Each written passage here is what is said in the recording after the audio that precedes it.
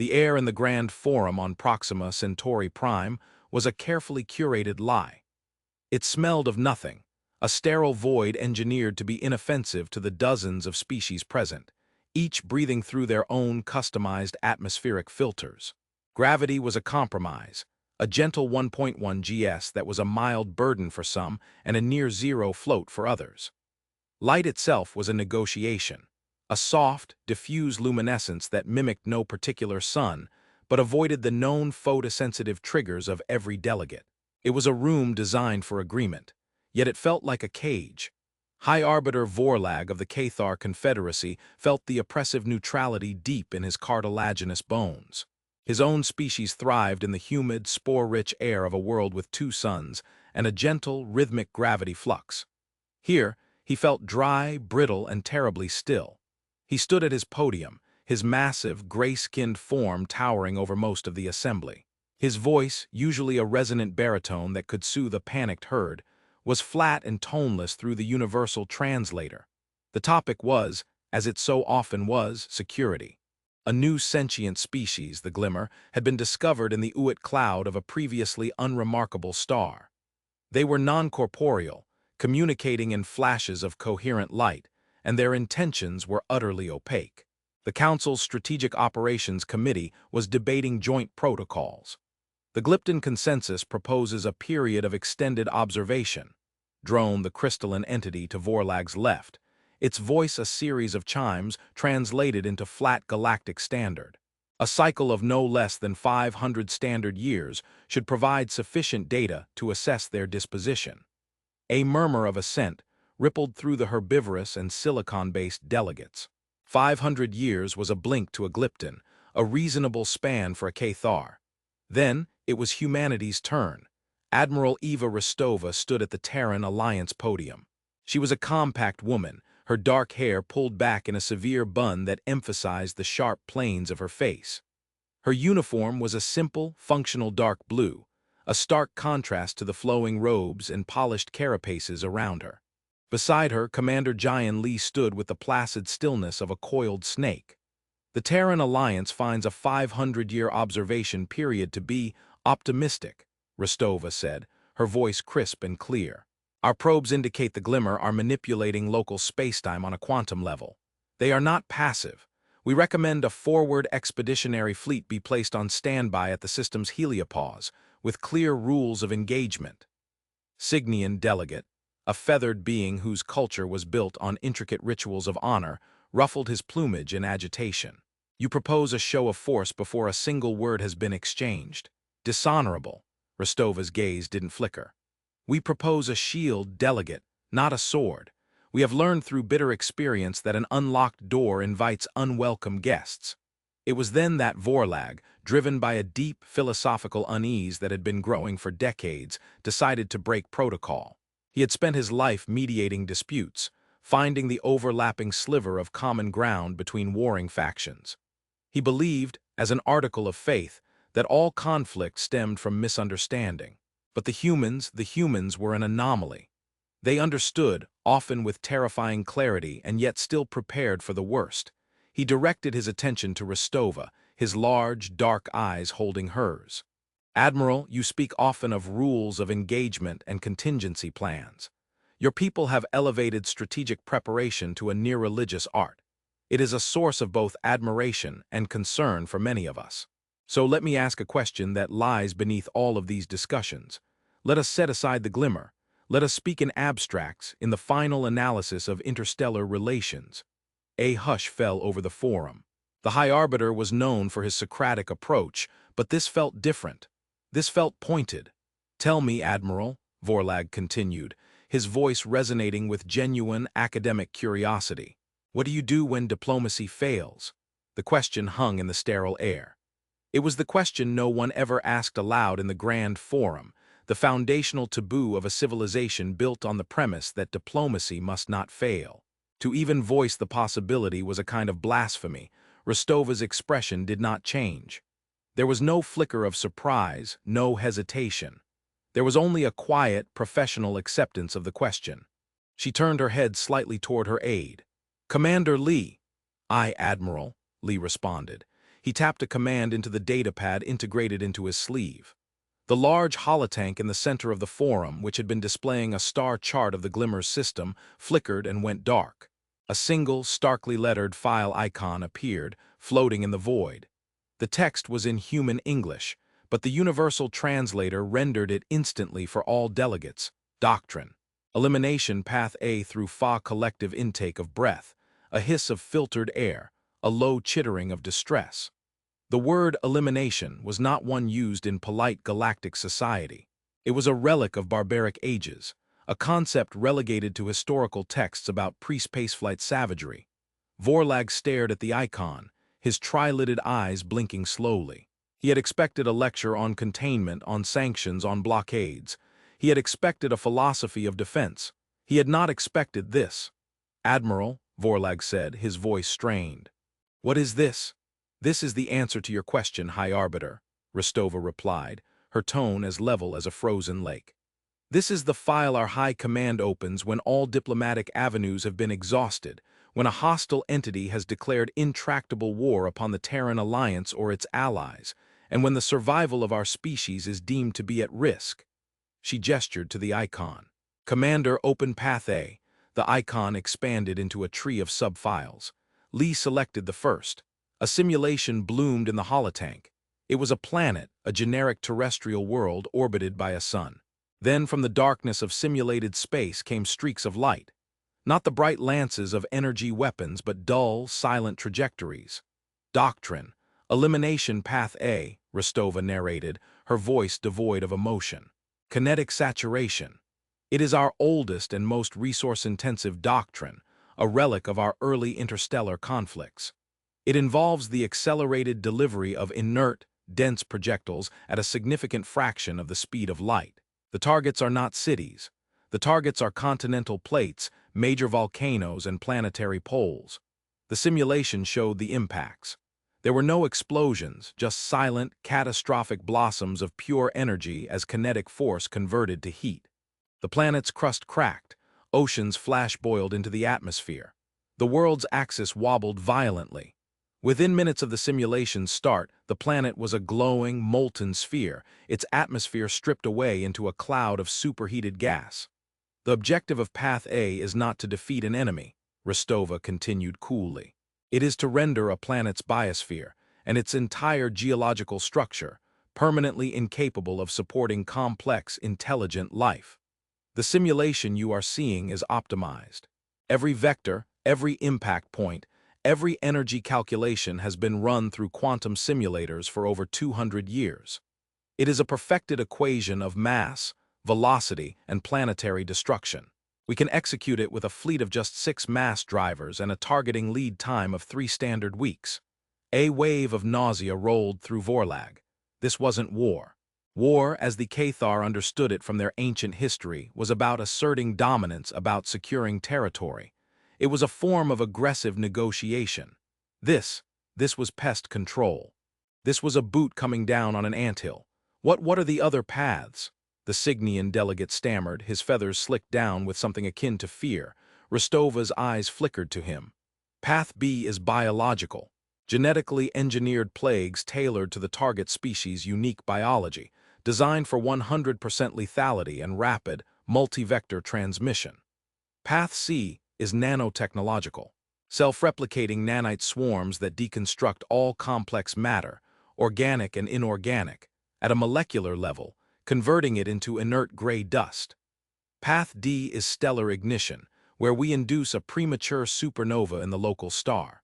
Path E is more esoteric, involving localized spacetime distortion. Path F is sealed. Not even I have the clearance to view it." She paused, letting the catalog of horrors sink into the silent room. "Each path is a different tool for a different type of problem. Each has been simulated to perfection. Each is designed for absolute, unequivocal, and permanent resolution of a threat." She then added the 2 words that would haunt Vorlag for the rest of his life. None involve retreat. The forum was a tomb. The sterile, neutral air now felt heavy, suffocating. Vorlag looked at the human admiral, at her calm, professional face, and for the first time he felt he was not looking at a fellow diplomat or a strategic rival. He was looking at something utterly alien. something whose fundamental logic was so far removed from his own that it might as well have come from a different reality. He thought of his own world, of the vast, peaceful plains where Cathar herds grazed under the gentle light of their twin suns. He thought of their conflict resolution, the ritualized displays, the submission of the weaker party, the reintegration into the herd. Survival was based on cooperation, on bending so as not to break. The humans did not bend. They identified the storm, calculated its trajectory, and devised 6 different ways to unmake the concept of weather. The conditions for activating these doctrines, Vorlag finally managed, his throat dry. They must be impossibly stringent. Rostova conceded. It requires a unanimous vote from the Terran Security Council, confirmation from our civilian government, and a sign-off from the Office of Strategic Doctrine. It has never happened, but the plans exist. They are maintained. They are perfected. Because, High-Arbiter, when my species stares into the abyss, we want to know with mathematical certainty that we can make the abyss blink first. The forum was adjourned without a vote. The debate on the glimmer was forgotten. There was a new, far more terrifying entity to consider, and it was sitting right there in the council, offering trade deals and cultural exchanges. As Rostova and Lee walked out, the other delegates gave them a wide berth, a circle of horrified respect. That went about as well as expected, Lee murmured, his face a stoic mask. It was necessary, Giant, Rostova said, her gaze fixed on the stardusted corridor ahead. They asked the question, we provided the answer, protocol was followed. Protocol is designed to terrify, Lee noted. The protocol is designed to be honest, she corrected him, and to prevent us from ever having to use it. The best way to keep a predator at bay is to convince it you are a far, far more dangerous predator. What if they don't see us as a predator? Lee asked quietly. What if they see us as a disease? Rostova didn't answer. She just kept walking, the weight of 6 apocalyptic doctrines resting squarely on her shoulders. She had won the argument. She had silenced the room, but she had a sinking feeling she had just lost something far more important, the galaxy's trust. And for a species that had fought so hard to join the galactic community, that was a loss more profound than any battlefield defeat. Vorlag spent the next 3 cycles in self-imposed isolation within his diplomatic enclave. He had the chamber's environment recalibrated to mimic Cathar Prime, warm, humid, with the low hum of atmospheric processors replacing the scent of spore-rich soil. He needed the comfort of the familiar to process the profoundly unfamiliar. He replayed Rostova's presentation in his mind 1,000 times. The cold precision, the lack of malice or glee. It was the detached professionalism that disturbed him most. A being who screams in rage as it attacks is understandable. A being who calmly fills out paperwork before committing genocide is a philosophical nightmare. He could not reconcile it. How could a species that produced profound art, music of heartbreaking beauty, and philosophies of universal compassion also maintain a 6-volume instruction manual for planetary annihilation? Were they hypocrites? Or was the contradiction itself the key? He needed an outside perspective, one not clouded by the politics of the council. He needed an expert on the aberrant. He sent a priority communique to Eltine, a world of scholars, requesting a consultation with their premier xenohistorian. A week later, a small, sleek Eltine vessel docked at the station. Its sole passenger was a being named Lissa. The Eltine were a slight, willowy species with 6 delicate limbs and large, multifaceted eyes that seemed to drink in the light. They were observers, catalogers of the galaxy's long and often tragic story. Lissa entered Vorlag's humid chamber without complaint, her own environmental suit shimmering as it adjusted. High-Arbiter, she began, her voice a soft, melodic series of clicks and whistles that the translator turned into elegant, precise prose. Your summons was intriguing. The ripples from the Strategic Operations Committee meeting have reached even our quiet archives. You wish to understand the humans. Wish to understand the paradox, Vorlag corrected, gesturing for her to take a seat on a floating crystalline disk. Their compassion and their cruelty seem to occupy the same space. How is this possible? Lissa's multifaceted eyes shimmered. Because you are making a fundamental error in your analysis, High-Arbiter. You are attempting to understand a predator by using the logic of prey. Vorlag shifted his great weight. Prey, we Cathar are not prey, we are the dominant species on our world. Of course, Lissa said soothingly. Dominant, yes. But your evolutionary path was that of the grazer. You competed with other grazers for the best vegetation. Your defense mechanisms were herd behavior, size, and endurance. When threatened by the few native predators on your world, your instinct was to flee, to band together, to endure the loss of the weakest members for the survival of the herd. Am I correct? That is a crude summary of our ancestral history, yes, Vorlag admitted. It is the history of 99% of the sentient life in this galaxy, Lissa stated. Most worlds that give rise to intelligence are relatively stable. Garden worlds. Worlds where the primary evolutionary pressure is resource competition, not violent predation. This is why the Council's philosophies are built on negotiation, consensus, and mutual benefit.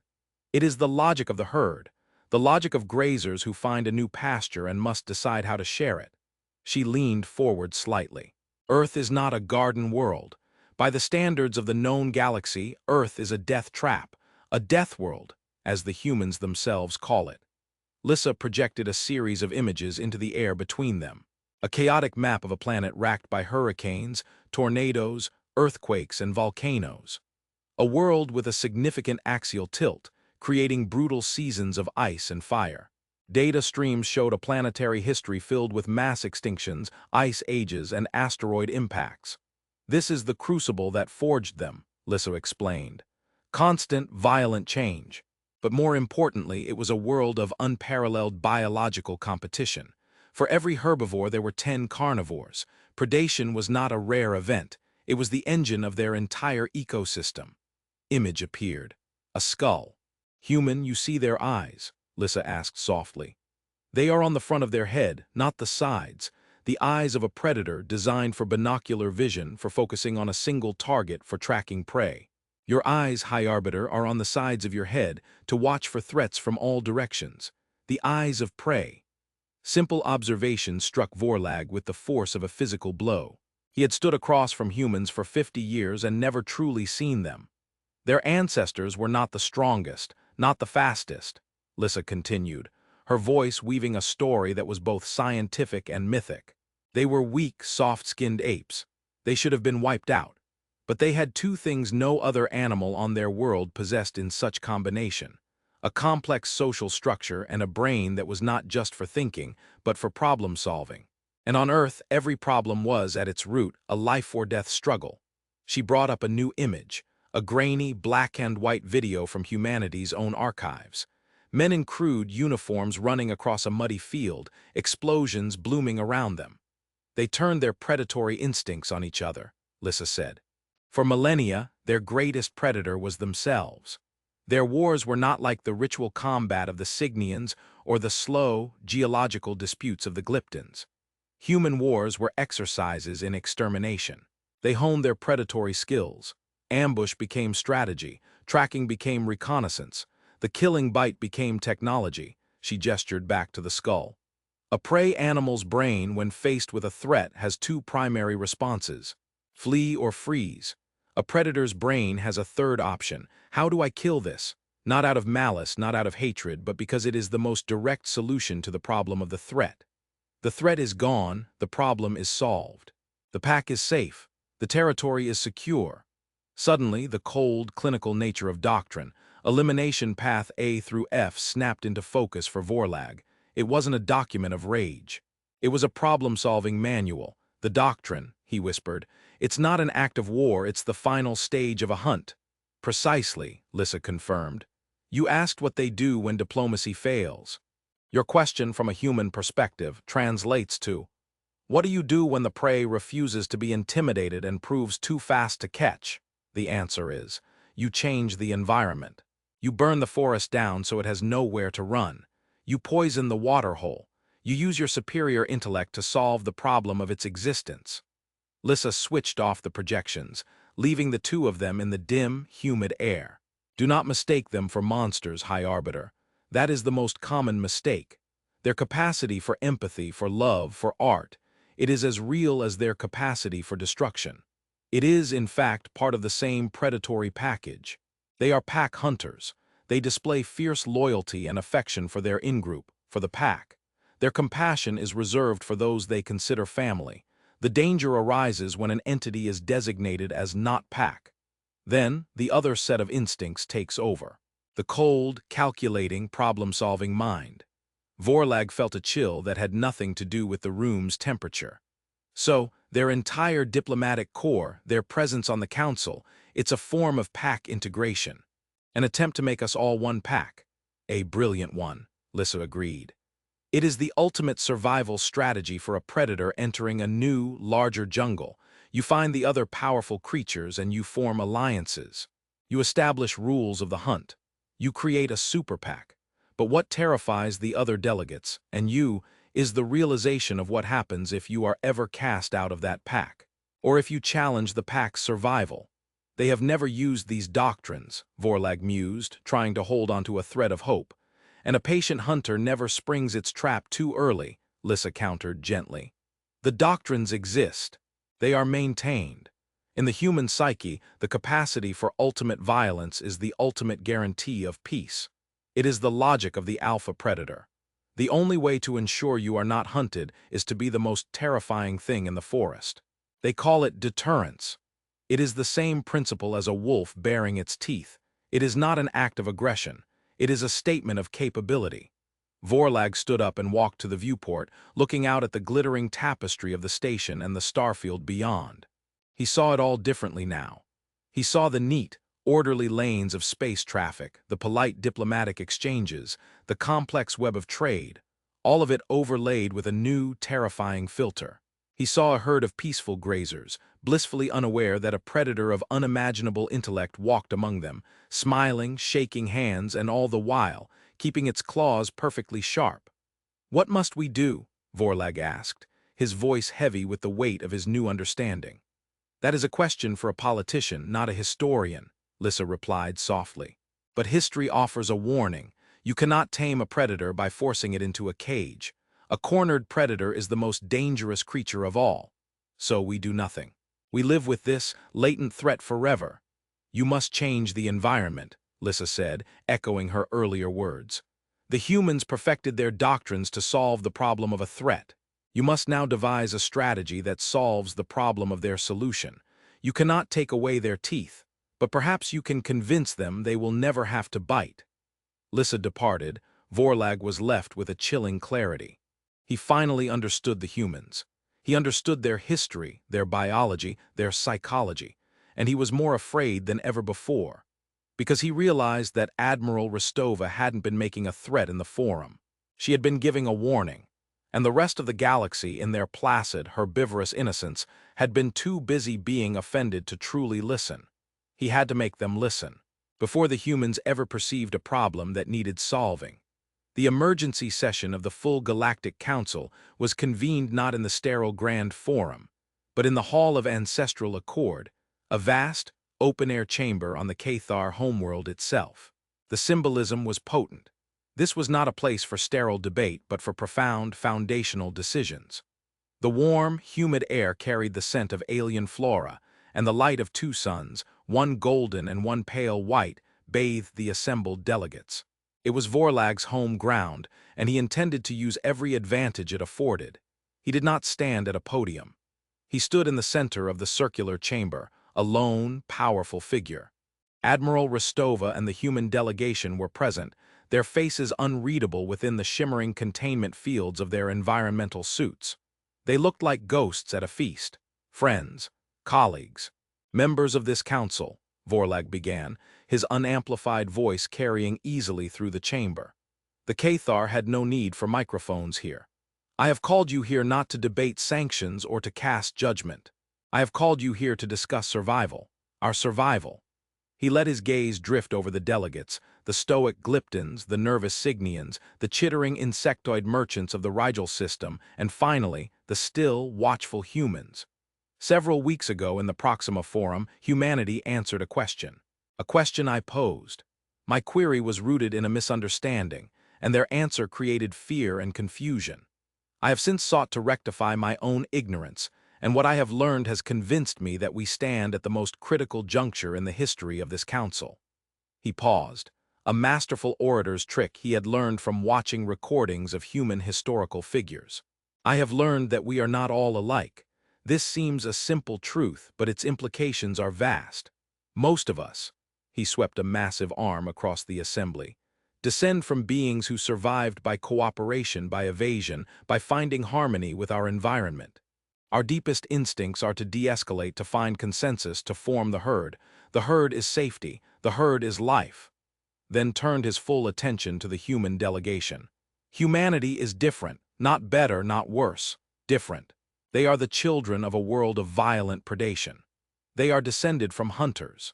Their deepest instincts, honed over millions of years of brutal competition, are not to de-escalate a threat, but to analyze it, track it, and, if necessary, eliminate it with ruthless efficiency.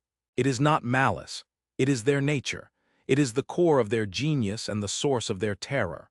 Rostova's expression remained impassive, but Vorlag could see a subtle tightening around her eyes. She understood where this was going. To condemn them for this nature is like condemning a star for burning, Vorlag continued, his voice resonating with conviction. It is pointless. To demand they change is to demand they cease to be themselves. We cannot ask this, but to ignore this fundamental difference is to court our own extinction. We cannot do this either. He walked slowly around the circle, making eye contact with the leaders of the most powerful factions. The document Admiral Rostova revealed to us, the Doctrine, Elimination path, is not a battle plan. It is a biological imperative translated into the language of physics and chemistry. It is the final, logical conclusion of a predator's mind. Therefore, our response cannot be one of anger or fear. Our response must be equally logical. It must be a response worthy of a galaxy-spanning civilization. He came to a stop back in the center of the chamber. I propose a new, foundational law to be added to the Galactic Charter. A law of a single sentence. It will not punish humanity. It will not restrict their trade or their territory. It will instead place a restriction upon all of us. A burden of vigilance that we must all share. He took a deep breath. I propose the law that will henceforth be known as the Vorlag Proviso. It reads as follows. Under no circumstances, through action or inaction, shall the Galactic Council or any of its member species create or allow to be created a scenario in which the Terran Alliance is faced with the legitimate activation conditions for their strategic doctrines. A wave of murmuring swept the hall. It was a stunningly elegant, terrifyingly practical solution. Let me be clear about what this means, Vorlag boomed, cutting through the noise. It means we must proactively resolve any conflict that could threaten humanity's core territories or their existence. It means we must guarantee their security, not because we are their friends, but because their insecurity is a threat to the entire galaxy. It means we must never, ever back them into a corner. We must never allow them to feel that diplomacy has failed. We must ensure it never does. He looked directly at Rostova. This law is not a cage for humanity. It is a cage for the circumstances that would unleash them. It is the most profound compliment I can pay them. It is the acknowledgement that their capacity for destruction is so absolute that our only rational response is to dedicate ourselves to ensuring it is never needed. He finished, simply, we must never let them reach step one. The silence that followed was heavy with thought. The Cygnian delegate was the first to speak. You are asking us to legislate against a hypothetical, to cede a measure of our own sovereignty to placate a potential threat. I'm asking you to placate a tiger, Vorlag retorted. Not because you are afraid it will eat you today, but because you are wise enough not to starve it, poke it with a stick, and then act surprised when it does what a tiger does. The debate raged for hours. The mercantile species saw the economic implications, guaranteed stability around the human-dominated trade routes. The more militaristic species saw it as an abdication of strength, a surrender to fear. The philosophers saw the grim beauty of its logic. Finally, Admiral Rostova was given the floor. She glided to the center of the chamber, her small human form a stark contrast to Vorlag's towering frame. The air around her shimmered. High-Arbiter Vorlag has paid us a compliment wrapped in a dread warning, she began, her translated voice calm and steady. He has dissected my people with a scholar's eye and a statesman's wisdom. And he is not wrong in his assessment. We are the children of a violent world. Our history is written in blood and fire. Our peace is guaranteed by the promise of overwhelming violence. She turned to face the assembly. You see our doctrines as a threat. We see them as a promise to our children that they will never be victims, that they will never be herded onto ships by alien conquerors, that they will never see their world burn under a hostile sky. We have experienced all of these things, if only in simulation and in the echoes of our own brutal past. Our doctrines promise one thing: never again. Her voice grew harder, losing its diplomatic softness and taking on the iron edge of command. The High-Arbiter's law is logical, it is clever, it is also an insult. It paints us as a mindless beast to be managed. It assumes that our logic is devoid of choice. You seek to build a fence to keep the predator contained, but you fail to realize that our greatest strength is not our teeth but our minds. We can choose. We have always chosen peace. We have joined this council, shared our technology, and bound ourselves by your laws precisely because we choose to rise above our own nature. She paused, letting her words hang in the humid air. Pass this law if you must. Build your gilded cage. We will abide by it. We will continue to be peaceful members of this community, but understand this. By officially designating us as the threat to be managed, you change the nature of our relationship forever. You will not be our partners, you will be our keepers, and a keeper must always be vigilant. They must never sleep, because they can never be certain what their charge is truly thinking. Speak of being caged, Vorlag responded, his voice gentle again. But Admiral, what is your doctrine of elimination, if not the ultimate cage? A cage you designed for any who would oppose you. A cage of fire and dust and death. All we propose is to ensure the door to that cage remains forever locked. Is that not a burden you would welcome? Rostova held his gaze. Be careful what you wish for, High-Arbiter. You are building a system dedicated to keeping humanity happy. You are enshrining our safety and security above all other concerns. You may discover that the cost of keeping the predator fed and content is higher than you could ever imagine. With that, she returned to her delegation. The vote was called. It passed by a margin of 3-1. The Vorlag proviso was now galactic law. A wave of relief washed over most delegates. A crisis had been averted. A clear path forward had been established. Vorlag felt no relief. He felt the immense, crushing weight of his success. He had looked into the abyss of human potential and forced the entire galaxy to build a wall around it. In the weeks that followed, the effects were subtle but profound. A border dispute between the Cygnians and a reptilian race near Terran space was settled with unprecedented speed by the Council, with terms heavily favoring the Cygnians to avoid any perception of instability near human territory. A request from the Terran Alliance for increased funding for a deep space sensor network, a clear military asset, was approved almost without debate. The galaxy was already learning to placate the Tiger. Aboard the Terran flagship, the TFS Indomitable, orbiting high above Cathar Prime, Rostova and Commander Lee stood before a star map in the ship's strategy room. The proviso is already being called the Human Appeasement Act in some circles, Lee reported, his face grim. They think they've put us in a box. It's not a box, Giant, Rostova said softly, her eyes tracing the glowing borders of Terran space on the map. It's a throne, they just don't know it yet. About it. They have legally obligated themselves to ensure our eternal security and prosperity. They have made our contentment a cornerstone of galactic stability.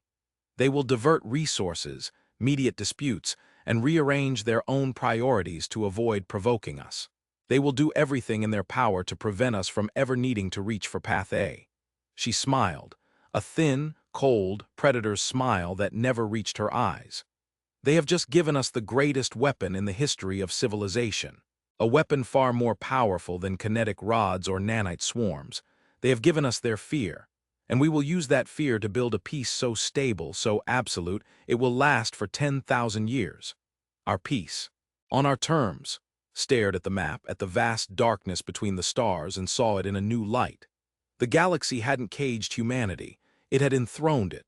In their terror of the doctrines of elimination, they had enacted a doctrine of their own, the doctrine of human primacy, And they had done it to themselves. Down on the planet below, Vorlag watched the twin suns set, painting the sky in shades of gold and violet. He had won the debate. He had passed his law. He felt a profound sense of sorrow. He had wanted to build a shield for the galaxy. Instead, he feared he had only handed humanity the keys to the kingdom, forging a gilded cage for everyone else, with the humans holding the only door. The future of human-alien relations was set, not on a course for war, but for a long, quiet, and deeply unequal peace. Dictated by the silent threat of what lay behind a file marked Path F, he wondered, with a shiver that ran through his massive frame, what horrors lay in that final, sealed doctrine, and what unimaginable problem it was designed to solve.